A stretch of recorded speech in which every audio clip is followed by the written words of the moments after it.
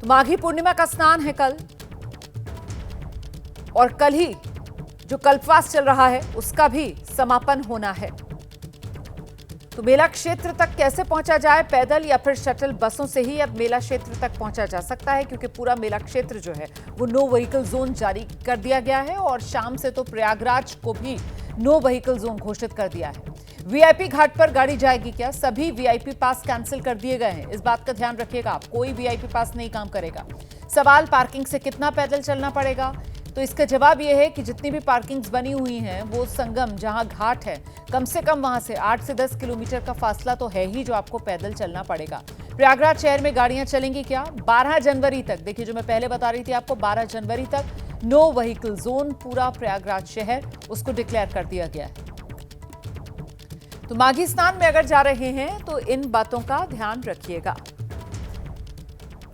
13 जनवरी वो तारीख जब महाकुंभ की औपचारिक शुरुआत हुई। महाकुंभ के पहले ही दिन से करोड़ों की संख्या में श्रद्धालु अब तक संगम में डुबकी लगा चुके हैं, लेकिन माघी पूर्णिमा से ठीक पहले बड़ी संख्या में श्रद्धालु प्रयागराज पहुंच रहे हैं।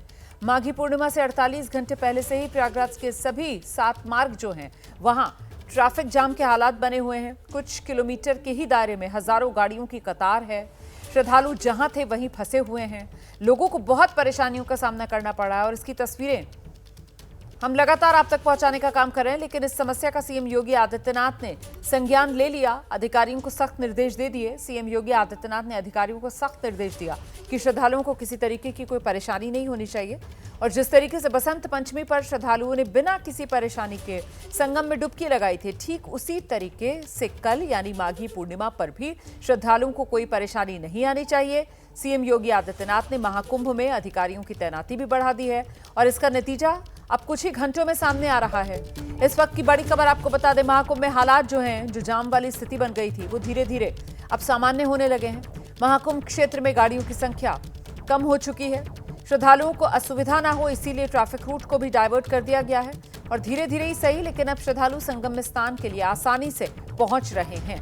पैदल तो चलना पड़ रहा है, लेकिन जाम से अब निजात मिल चुका है।